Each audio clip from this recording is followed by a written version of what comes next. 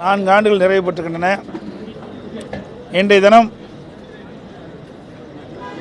வேளாண் 5வது முறையாக தாக்கல் செய்யப்பட்டிருக்கின்றன. கடந்த 4 ஆண்டுகளாக தாக்கல் செய்யப்பட்ட நிதிநிலை அறிக்கை போல இந்த ஆண்டும் அதையே தொடர்ந்து நிதிநிலை அறிக்கையை தாக்கல் செய்திருக்கின்றார்கள்.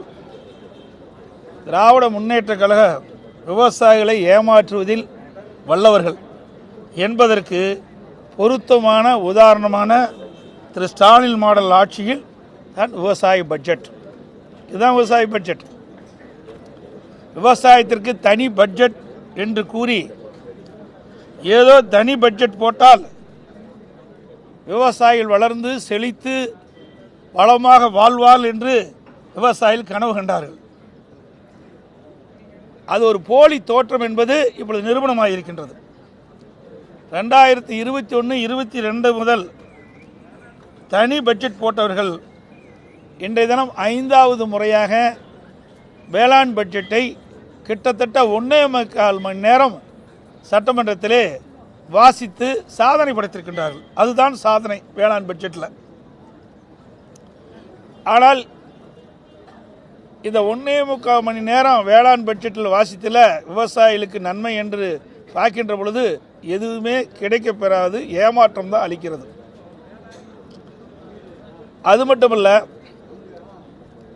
வேளாண் துறையை சார்ந்த, அதாவது ஊரக வளர்ச்சித்துறை, பட்டு வளர்ச்சித்துறை, கால்நடைத்துறை, பால்வளத்துறை, கூட்டுறவுத்துறை, மீன்வளத்துறை, வருவாய்த்துறை, தொழில்துறை, மின்சாரத்துறை, நீர்வளத்துறை, பால்வளத்துறை, இப்படின்னு பல துறைகளை ஒன்றாக இணைத்து ஒரு அவியல் கூட்டு மாதிரி ஒரு வேளாண் பட்ஜெட் என்ற ஒரு பட்ஜெட்டை இன்றைக்கு வேளாண் அமைச்சர் சட்டமன்றத்திலே தாக்கல் செய்திருக்கின்றார்.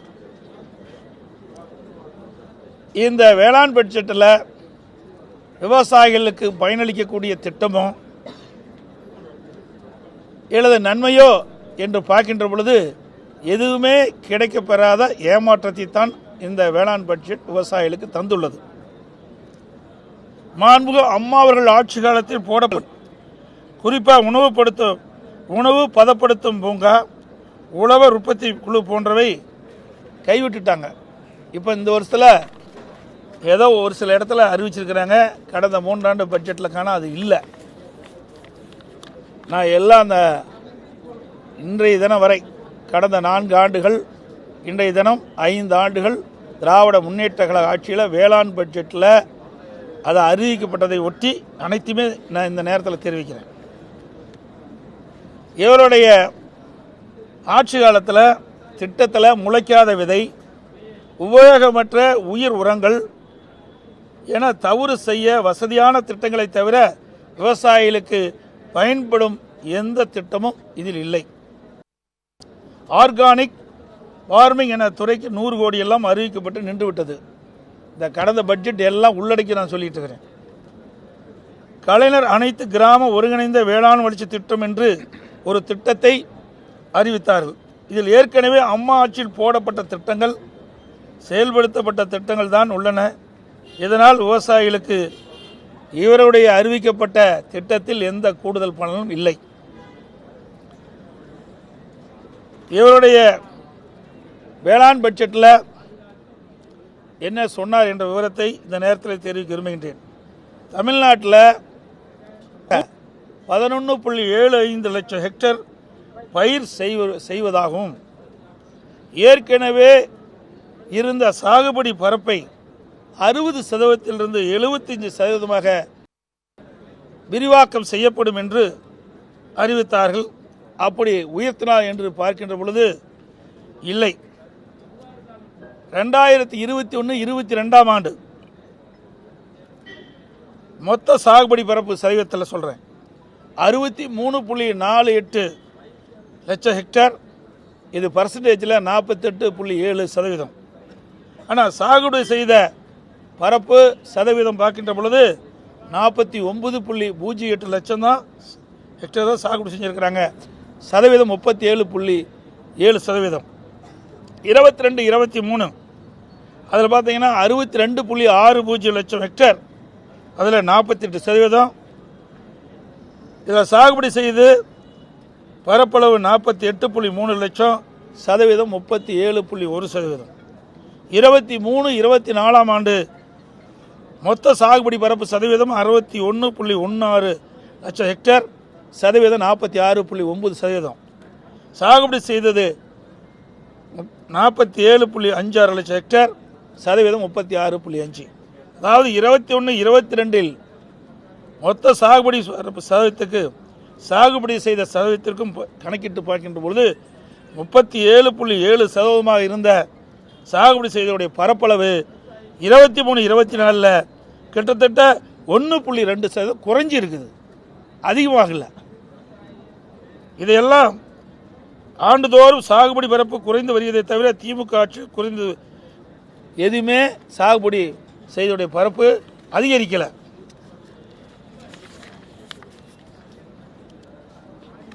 பத்து லட்சம் ஹெக்டேர் அளவுக்கு உள்ள இருபோக சாகுபடி நிலங்களை அடுத்து 10 ஆண்டுக்குள் 2 மடங்காக, அதாவது 20 லட்சம் ஹெக்டேராக உயர்த்தப்படும் என்று கூறினாங்க. அதுவும் நடக்கலை. 21, 22 ஒருபோகை ஒரு முறைக்கு மேல் சாகுபடி செய்த பரப்பு சுமார் 14.39 லட்சம் ஹெக்டேர். அது 23, 24 13.6 லட்சம் ஹெக்டேராக குறைஞ்சுதான். ஒன்று அதிகரிக்கலை, குறைஞ்சு தான் போச்சு. இவர்கள் கூறியது போல இருபோக சாகுபடி பரப்பு உயரவில்லை. அதை உயர்த்த இவரிடம் எந்த திட்டமும் இல்லை. இதுதான் யதார்த்தமான உண்மை. தேங்காய், பருத்தி, சூரியகாந்தி, கருப்பு ஆகிய பணப்பயிர்களுக்கு வேளாண் ஆக்கத்திறனில் தமிழ்நாட்டை முதல் 3 இடங்களில் கொண்டு வருவோம் என்றார்கள். அதுவும் நடக்கலை. இந்த பயிருடைய உற்பத்தி திறன் ஆண்டுதோறும் குறைந்து கொண்டே வருகிறது. அதனுடைய விவரம்: நெல் உற்பத்தி திறன் ஹெக்டேருக்கு 21, 22 3566 கிலோ இருந்தது.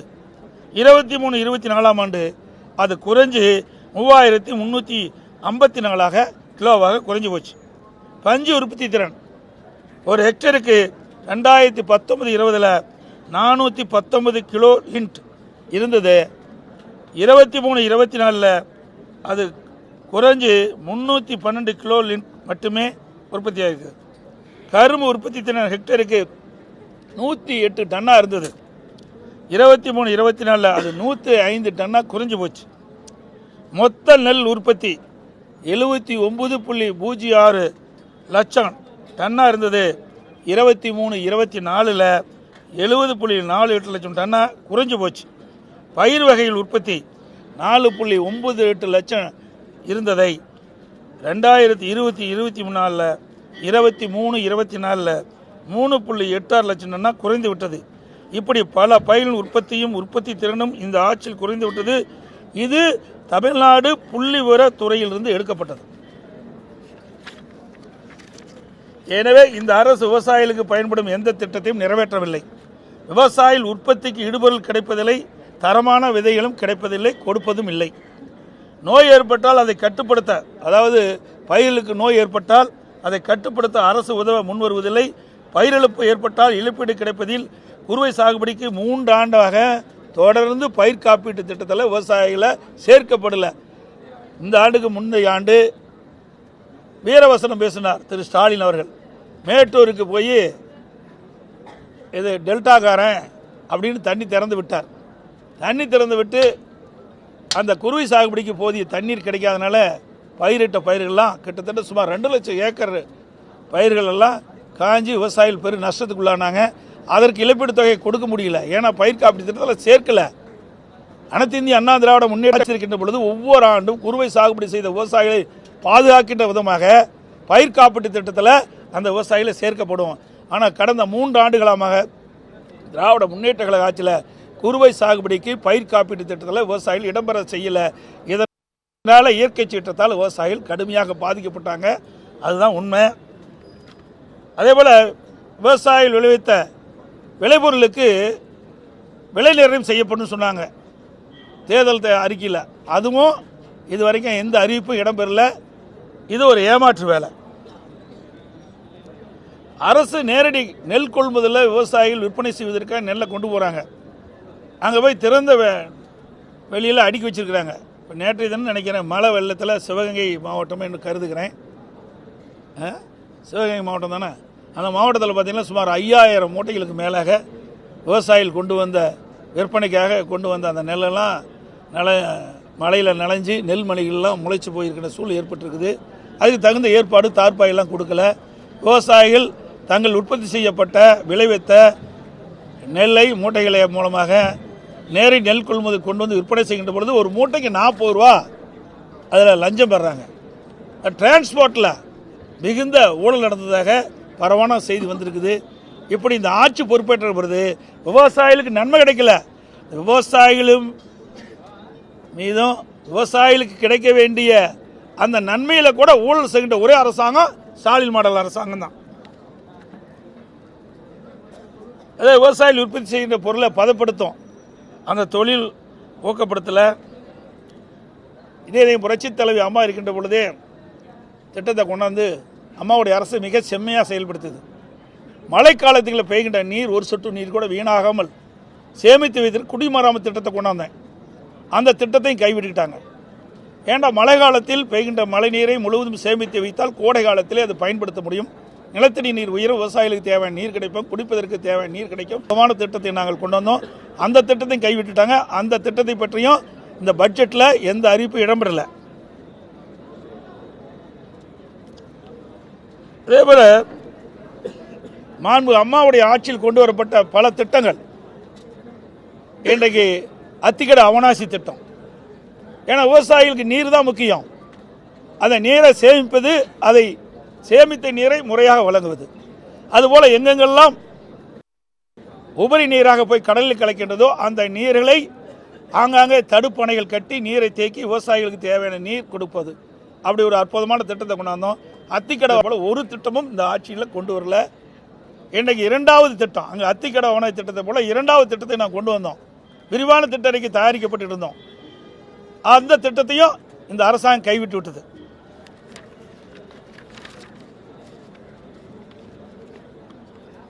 விவசாயிகளுக்கு 24 மணி நேரம் மும்முனை மின்சாரம் வழங்கிட்டு இருந்தோம். தமிழ்நாடு முழுவதும் விவசாயிகள் பயன்பெறுகின்ற விதமாக விவசாயிகளுடைய பம்பு செட்டுகளுக்கு மும்முனை மின்சாரம் 24 வழங்கிட்டு இருந்தோம். இப்போ நீங்கள் டெல்டா மாவட்டத்தில் ஒரு சில இடத்துல வழங்குறாங்க. மற்ற மாவட்டங்களிலெல்லாம் ஷிஃப்ட் முறையில் தான் இந்த விவசாய பம்பு செட்டுகளுக்கு மின்சாரம் வழங்குவது இந்த அரசாங்கம். நாங்கள் கொடுத்து வந்த அந்த சலுகையும் விவசாயிகளிடமிருந்து பறிக்கப்பட்ட அரசாங்கம் ஸ்டாலின் மாடல் அரசாங்கம்.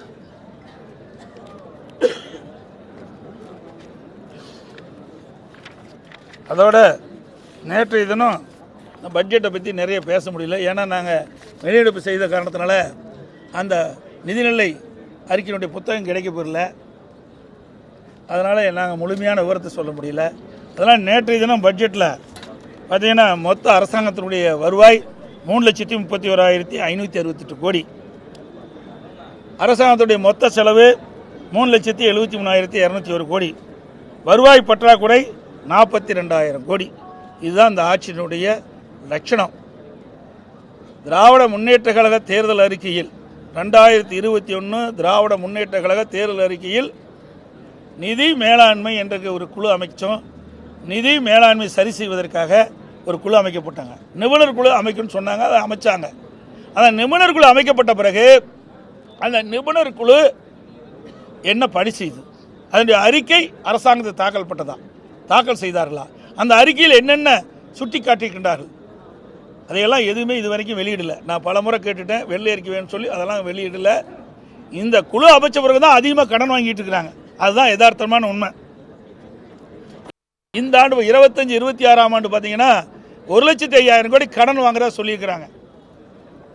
இப்போ இந்த அரசாங்கனுடைய வேடிக்கை என்னன்னா, இப்போ அறிவிக்கப்பட்ட திட்டங்கள் எல்லாம் கடன் வாங்கி தான் இந்த திட்டத்தை நிறைவேற்ற முடியும். வெட்ட வெளிச்சத்துக்கு வந்துடுது. எல்லா பத்திரிகை ஊடகத்திலையும் நீங்கள் தெரிவிச்சிட்டீங்க. இருந்தாலும் மக்கள் தெரிந்து கொள்ள வேண்டும் என்பதற்காக சொல்கின்றேன். இந்த அரசாங்கம் இன்றைக்கு கடனிலே முழுகி கொண்டு இருக்கின்றது. இன்றைக்கு எந்த ஒரு திட்டத்தை அறிவித்து அந்த திட்டம் நிறைவேற்றப்பட வேண்டும் என்றால் கடனை பெற்றுத்தான் அந்த திட்டத்தை நிறைவேற்ற முடியும். இதுதான் இந்த அரசுடைய நிலை. இப்படிப்பட்ட அவல நிலையை இந்த அரசு ஏற்படுத்தியிருக்கின்றது. கடந்த ஆண்டு இந்தியாவிலேயே கடன் வாங்குவதில் முதல் மாநிலம் என்ற பெருமையை திரு ஸ்டாலினுடைய அரசு ஸ்டாலின் அவருடைய அரசு பெற்றிருக்கு என்பது இதுதான் இந்த ஆட்சியுடைய சாதனை. நீர் இருக்கக்கூடிய நிலையில அண்டை மாநிலங்களில் இருக்கக்கூடிய இந்த நதிநீர் பிரச்சனை என்பது தொடர்ந்து இருக்கு. நீங்க முதலமைச்சர்களோட கேரளா வரை சென்று பேச்சுவார்த்தை நடத்திருக்கீங்க. இந்த நிலையில 22ஆம் தேதி அண்டை மாநிலங்கள் இருக்கக்கூடிய முதலமைச்சர்கள் அந்த பிரதிநிதிகள்லாம் தமிழ்நாடு வர இருக்காங்க. தொகுதி மறுவரை பிரச்சனை தொடர்பா அதிமுக அவங்களை சந்திச்சு இந்த நதிநீர் பிரச்சனை தொடர்பாக எதுவும் கோரிக்கை முன்வைக்கிறீங்க? நாங்கள் என்னப்படி சந்திக்கணும்? நல்லா புரிஞ்சுக்கிங்க சார். நீ கேட்ட கேள்வி அருமையான கேள்வி. யாரோட யார் கூட்டணி இருக்கிறாங்க? காங்கிரஸோட தானே திமுக கூட்டணியில் அங்க வைக்குது. ஆனால் அதையெல்லாம் அவர்களுக்கு கவலை இல்லை. திராவிட முன்னேற்ற கழக கட்சிக்கோ இன்றைய முதலமைச்சர் ஸ்டாலினுக்கோ மக்களை பற்றி கவலைப்படுவது கிடையாது. நமக்கு தண்ணி கிடைச்சானே, தண்ணி கிடைக்காட்டி போனால் என்ன, எப்படியாவது அரசியல் செய்ய வேணும், அப்படித்தான் திரு ஸ்டாலின் நினைக்கிறார். இன்றைக்கு கர்நாடகத்தில் ஆள்வது காங்கிரஸ் கட்சி. காங்கிரஸ் கட்சியோட தான் இந்தியா கூட்டணியில் திராவிட முன்னேற்றம் அங்கே வைக்குது. அவளோட பேச்சுவார்த்தை நடத்தி நமக்கு கிடைக்க வேண்டிய உரிமையை பெற வேண்டும்ல. அப்புறம் இந்தியா கூட்டணி மூச்சுக்கு 300 தடவை சொல்கிறாரு. அந்த இந்தியா கூட்டணி மூலமாக தமிழ்நாட்டுக்கு என்ன நன்மை கிடைக்க போகுது? ஒரு இந்தியா கூட்டணி நீங்கள் சொல்கிறீங்களே, இந்த இந்தியா கூட்டணி நீங்கள் அமைத்த பிறகு அந்த கூட்டணியின் மூலமாக தமிழ்நாட்டுக்கு பலன் கிடைக்கக்கூடிய ஏதாவது ஒரு விஷயத்தையாவது நீங்கள் முன்னெடுத்து சென்று பெற்றிருக்கீங்களா? எதுவுமே கிடையாது. அது மட்டும் இல்லை, நான் ஏற்கனவே சொன்னதை போல 13 ஆண்டு காலம் திராவிட முன்னேற்ற கழகம் மத்தியில் ஆட்சியில் இருந்தாங்க. அப்போ மாநிலத்தில் ஆட்சியில் இருந்தாங்க. அப்போ தமிழ்நாட்டுக்கு தேவையான திட்டங்களை பெற்றிருக்கலாம். நதிநீர் பிரச்சனையை எளிமையாக தீர்த்திருக்கலாம். எதுவுமே செய்யல. ஆட்சி அதிகாரம் வேணும், அதற்காக எதை வேணாலும் விட்டுக் கொடுக்கக்கூடிய ஒரே கட்சி திமுக கட்சி தான். அது யதார்த்தமான உண்மை. தமிழ்நாட்டு மக்களை பற்றி கவலை இல்லை. தமிழ்நாட்டு மக்கள் ஓட்டு போட்டு தேர்ந்தெடுத்தா என்ன மத்தியில் ஆட்சி அதிகாரம் அமர வேண்டும் என்பதாக அவருடைய நோக்கமே ஒழிய தேர்ந்தெடுக்கப்பட்ட மக்களுக்கு நன்மை செய்வதாக சரித்திரமே கிடையாது. திராவிட முன்னேற்ற கழகத்தை பொறுத்த வரைக்கும் இன்னைக்கு சொன்ன மாதிரி இன்னைக்கு வர்றாங்கல்ல, இன்றைக்கு மற்ற மாநில முதலமைச்சர்கள்லாம் அழைச்சிருக்கிறாங்க, இல்லை தலைவர்கள்லாம் அழைச்சிருக்கிறாங்க. அப்போ நாடாளுமன்ற தொகுதி மறுசீரமைப்பு பற்றி தான் அழைச்சிருக்கிறார். இங்கே மும்மொழி கொள்கைன்னு சொல்லிட்டு இருக்கார். மும்மொழி கொள்கை திராவிட முன்னேற்ற கழகம் 13 ஆண்டு காலம் மத்தியில் ஆட்சி அதிகாரத்தில் இருக்கின்ற பொழுது கல்வி பொதுப்பட்டியலில் இருந்தது. அதை மாநில பட்டியலுக்கு ஏன் மாற்றல? இதை மாற்றிருந்த அந்த பிரச்சனையை எழுதாதுற. சரி, இப்போ பல்வேறு மாநிலத்துக்கு அமைச்சரெல்லாம் பார்த்துட்டு வந்திருக்கிறீங்க. இதில் ஒரு கோரிக்கை தான் வச்சுங்க, இன்னொரு கோரிக்கையை வைக்கல. கர்நாடகத்தில் என்ன இருக்குது? கன்னடம் தான் தாய்மொழி. தெலுங்கானாவில் என்ன இருக்குது? தெலுங்கு தான் தாய்மொழி. ஒரிசாவில் என்ன இருக்குது? ஒரியா தான் தாய்மொழி. கேரளாவில் மலையாளம் தான் தாய்மொழி. இங்கே எல்லாம் போய் அங்கங்கே இருக்கின்ற அந்தந்த கட்சி தலைவர்கள் அங்கங்கே கட்சியில் இருக்கிற முதலமைச்சரை பார்த்து இந்த நாடாளுமன்ற தொகுதி மறு அறை கூட்டத்தில் கலந்துன்னு சொல்றீங்களே, இதை ஏன் வைக்கல? இந்த கோரிக்கை ஏன் வைக்கல? எல்லாம் தாய்மொழி தானே முக்கியம். நாம் என்ன கோரிக்கை வைக்கிறோம்? ஆங்கிலம் தமிழ் 2 மொழியும் தொடர வேண்டும் என்று நம்ம வைக்கிறோம். மும்மொழி கொள்கை வேண்டான்னு. அப்படி மற்ற மாநில இன்னுடைய அமைச்சர்கள்லாம் சென்றாங்க, அவளை அழைக்கிறீங்களே, அழைப்பு கொடுக்கல. அப்பொழுது ஏன் இதை வலியுறுத்தலை? ஏன்னா அவெல்லாம் கேட்க மாட்டாங்க. ஏன்னா கர்நாடகத்தில் தேசிய கொள்கையை ஏற்றிட்டாங்க, தெலுங்கானாவில் ஏற்றுக்கிட்டாங்க. அதனால் அதை அவர் சொல்லவே மாட்டாங்க. இதெல்லாம் அரசியல் ஆதாயம் தேடுவதற்காக இந்த கூட்டத்தை கூட்டுறார ஒழிய மாநில மக்களுடைய பிரச்சனைகளை தீர்ப்பதற்காக இந்த கூட்டம் கூட்டல.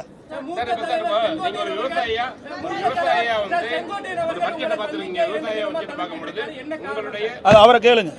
காரணம் அவரை கேட்டதானே தெரியும். என்னை கேட்டா எப்படி தெரியும்? அவரை போய் கேளுங்க சார். நீ அவரை கேளுங்க. ஏன் தவிச்சுன்னு அவரை கேளுங்க. இதெல்லாம் இங்க கேட்கிற கேள்வி இல்ல.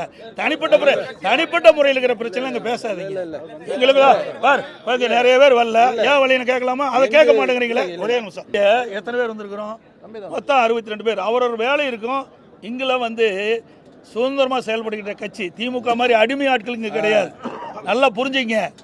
எங்கேயுமே நான் ஒரு திருமணத்துக்கு போகிறேன், பத்திரிக்கையில் போடுறீங்க, இவர் கலந்துக்கல அவர்கள். நான் என்றைக்குமே யாரையும் எதிர்பார்ப்பது கிடையாது. நான் ஒரு சாதாரண தொண்டர், புரிஞ்சுக்கிங்க. தலைவன் கிடையாது. திமுக மாதிரி வாரிசு அரசியல் இங்கே கிடையாது. குடும்ப கட்சி கிடையாது, புரியுதுங்களா? சர்வாதிகார ஆட்சி கிடையாது. சுதந்திரமாக அனைவரும் செயல்படலாம். எங்கே வேணாலும் எப்படி வேணாலும் போகலாம். யாரும் கேட்கறதில்ல. எங்களுக்கு ஒரே எதிரி திராவிட முன்னேற்ற கழகம் தான். அதைத்தான் நான் ஏற்கனவே தெளிவுபடுத்திட்டேன். மற்ற கட்சியில் எங்களுக்கு எதிரியே கிடையாது. அதே போல் எங்களுக்கு இருக்கிற உறுப்பினர்கள் சுதந்திரமாக செயல்படுறாங்க. எந்த தடையும் கிடையாது. எந்த கட்சியிலும் இப்படிப்பட்ட சுதந்திரம் கொடுக்கல. அதிமுக சுதந்திரம் கொடுக்குற. ஏன்னா எங்களோட நாங்களே இவங்களோடு இருந்து பணியாற்றியவர்.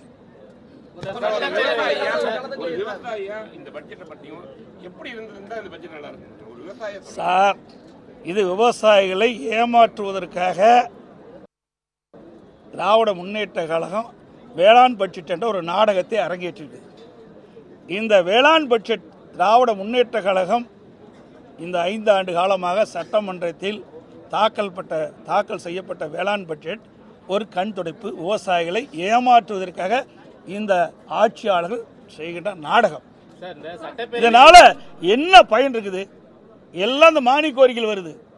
ஒவ்வொரு துறை இருக்குது. அந்த துறை வாரியாக என்னென்ன திட்டத்தை கொண்டு வரணும் அதில் விவரமாக இருக்கும். எல்லா மானிய கோரிக்கைகளையும் அதெல்லாம் உள்ளடக்கி ஒரு புத்தகத்தை போட்டு 1.25 நாள் எங்களையெல்லாம் அமர வச்சு என்ன அதில் எதாவது இருக்குன்னு நாங்களும் பார்த்துக்கிட்டே இருக்கிறோம். ஒன்றையுமே காணோம். இப்படியெல்லாம் மக்களை ஏமாற்றுகிற தந்திர மாடல் செய்கிற இந்த அரசாங்கம். சார், விவசாயிகளுக்கு தேவையான திட்டங்கள், விவசாயிகளுக்கு என்ன அக்ரிகல்ச்சரில் என்னென்ன இருக்குது? ஒரு விவசாயி பயிர் நடுறான். அந்த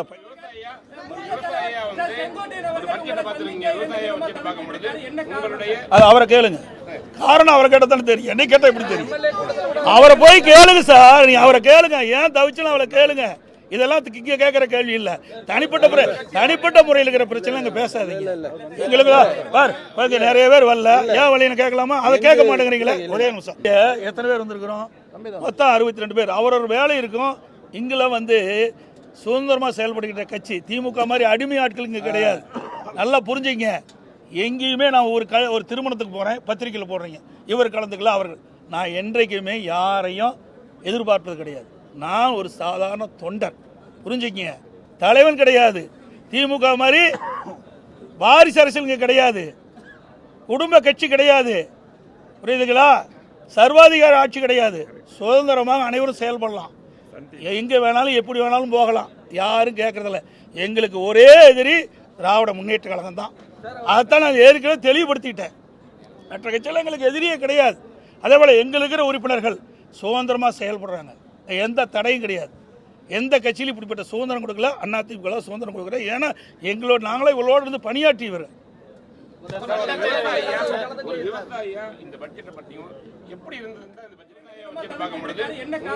அது அவரை கேளுங்க. காரணம் அவரை கேட்டதானே தெரியும். என்னை கேட்டால் எப்படி தெரியும்? அவரை போய் கேளுங்க சார். நீ அவரை கேளுங்க. ஏன் தவிச்சுன்னு அவரை கேளுங்க. இதெல்லாம் இங்கே கேட்குற கேள்வி இல்லை. தனிப்பட்ட முறையில் இருக்கிற பிரச்சனை இங்கே பேசாதீங்க. எங்களுக்கு நிறைய பேர் வரல. ஏன் வழின்னு கேட்கலாமா? அதை கேட்க மாட்டேங்கிறீங்களே. ஒரே நிமிஷம். எத்தனை பேர் வந்திருக்கிறோம்? மொத்தம் 62 பேர். அவரோட வேலை இருக்கும். இங்கெல்லாம் வந்து சுதந்திரமாக செயல்படுகின்ற கட்சி திமுக மாதிரி அடிமை ஆட்கள் இங்கே கிடையாது.